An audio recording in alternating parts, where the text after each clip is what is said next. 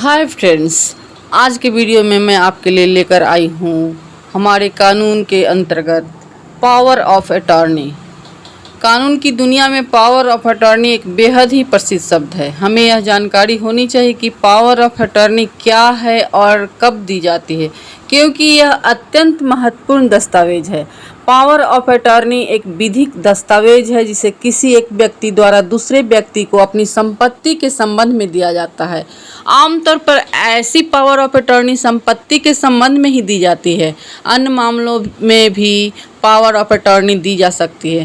कानून द्वारा एक व्यक्ति को अनेक अधिकार दिए गए हैं। उन अधिकारों को उपयोग करने के लिए ऐसा व्यक्ति अपने को मिले अधिकार को पावर ऑफ अटॉर्नी के जरिए किसी दूसरे व्यक्ति को दे सकता है। जो व्यक्ति अधिकार देता है उसे अधिकारदाता कहा जाता है और जिस व्यक्ति को अधिकार मिलता है उसे अधिकार ग्रहता कहा जाता है। जैसे कि किसी ज़मीन का मालिक उस ज़मीन की देख रेख, उसे बेचने, उसे किराए पर देने, उसे गिरवी रखने से संबंधित सभी अधिकार रखता है।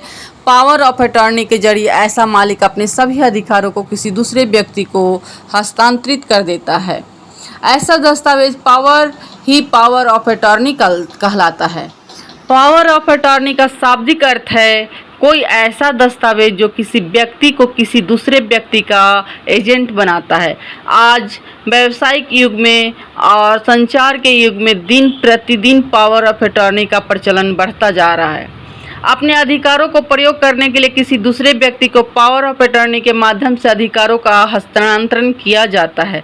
जैसे कोई व्यक्ति अमेरिका में रहता है और उसकी संपत्ति भारत में स्थित है, तो ऐसा व्यक्ति अपनी संपत्ति की देख रेख और उसके संबंध में कोई निर्णय लेने हेतु उसका विधिक प्रतिनिधि स्थापित कर देता है, जस्ट लाइक केयर टेकर। सर्वप्रथम तो पावर ऑफ अटॉर्नी का रजिस्टर होना अत्यंत आवश्यक है। भारतीय रजिस्ट्रेशन अधिनियम के अंतर्गत ऐसी पावर ऑफ अटॉर्नी को रजिस्टर्ड किए जाने का आदेश दिया गया है और कोई भी पावर ऑफ अटॉर्नी तब तक सबूत के तौर पर इस्तेमाल नहीं की जा सकती है जब तक उसे रजिस्टर नहीं किया जाता है। पर यदि रजिस्टर नहीं किया जाए तो कम से कम ऐसी पावर ऑफ अटॉर्नी को नोटरीराइज तो करवाया ही जा सकता है। अनेक कार्य किसी व्यक्ति द्वारा पावर ऑफ अटॉर्नी की नोटरी होने के पश्चात भी हो जाते हैं। जैसा किसी व्यक्ति के बैंक खाते का संचालन करने का अधिकार उस व्यक्ति को प्राप्त हो जाता है जिसे ऐसी पावर ऑफ अटॉर्नी दे दी गई है। अर्थात यदि कोई व्यक्ति अपने बैंक खाते का संचालन करने हेतु किसी दूसरे व्यक्ति को एजेंट के रूप में प्रस्तुत करता है तथा उसकी ओर से चेकों पर साइन करने, खाते से रुपए निकालने इत्यादि काम करने के लिए अधिकृत करता है। यदि पावर ऑफ अटॉर्नी रजिस्टर्ड नाल हो तो कम से कम नोटरीराइज तो होना ही चाहिए। 1000 के स्टाम्प पर ऐसी पावर ऑफ अटॉर्नी को नोटरीराइज होना चाहिए। पर यदि कोई पावर ऑफ अटॉर्नी रिवोकेबल नहीं है तब ऐसी पावर ऑफ अटॉर्नी को रजिस्टर्ड ही होना चाहिए। अर्थात जिस पावर ऑफ अटॉर्नी को कैंसिल नहीं किया जा सकता, जो एक अस्थायी पावर ऑफ अटॉर्नी है, ऐसी पावर ऑफ अटॉर्नी को रजिस्टर्ड दस्तावेज होना चाहिए जिसका रजिस्ट्रेशन भारतीय रजिस्ट्रेशन एक्ट के अंतर्गत सब रजिस्ट्रार दफ्तर में किया जाता है। पावर ऑफ अटॉर्नी का उपयोग किन किन कार्यों में कहाँ उपयोग होता है आपको मैं बता देती हूँ। पावर ऑफ अटॉर्नी का उपयोग हर उस कार्य में किया जा सकता है जिस कार्य में किसी व्यक्ति की संपत्ति से जुड़ा मामला है। जैसे कि किसी वाहन के संबंध में पावर ऑफ अटॉर्नी दी जा सकती है, किसी बैंक खाते के संचालन के संबंध में पावर ऑफ अटॉर्नी दी जा सकती है, किसी बीमा पॉलिसी के संबंध में पावर ऑफ अटॉर्नी दी जा सकती है, किसी अचल संपत्ति के संबंध में भी पावर अटॉर्नी दी जा सकती है। ऐसी पावर ऑफ अटॉर्नी उस व्यक्ति के हस्ताक्षर होना चाहिए जिसके द्वारा निष्पादित की जा रही है। बगैर हस्ताक्षर के पावर अटॉर्नी नहीं हो सकती। मकान और ज़मीन के संबंध में भी पावर ऑफ अटॉर्नी दी जाती है। ऐसी पावर ऑफ अटॉर्नी जो मकान और ज़मीन के संबंध में दी जाती है, इसे मकान के ज़मीन का मूल मालिक अपने और वह सभी विधिक अधिकारों को किसी अन्य व्यक्ति को सौंप देता है जिसका नाम पावर ऑफ अटॉर्नी में अधिकार ग्रहता तौर पर दर्ज किया जाता है।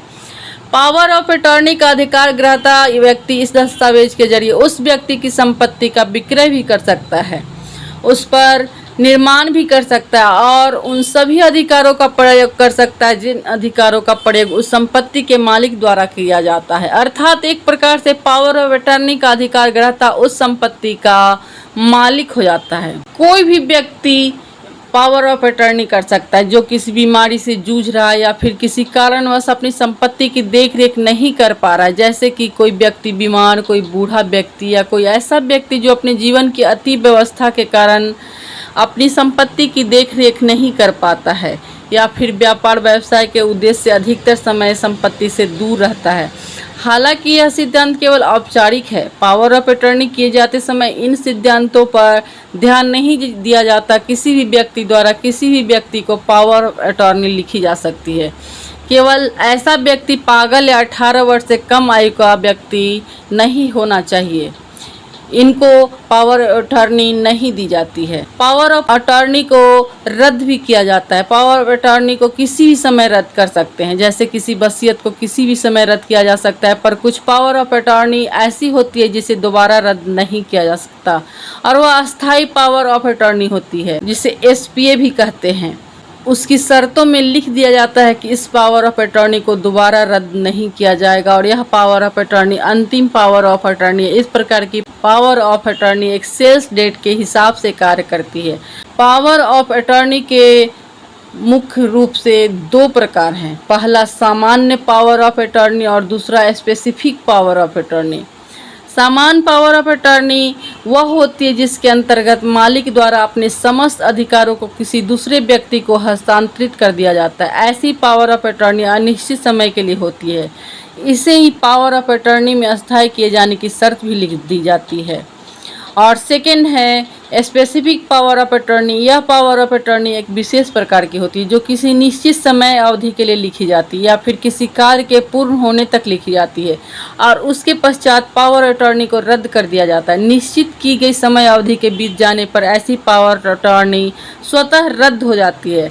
निश्चित किए गए उद्देश्य के पूर्ण हो जाने पर ऐसी पावर ऑफ अटर्नी स्वतः ही रद्द हो जाती है। तो दोस्तों, आपको पावर ऑफ अटर्नी के बारे में जानकारी कैसी लगी कमेंट करके ज़रूर बताइए, और नेक्स्ट वीडियो के लिए हमारे चैनल को सब्सक्राइब कीजिए।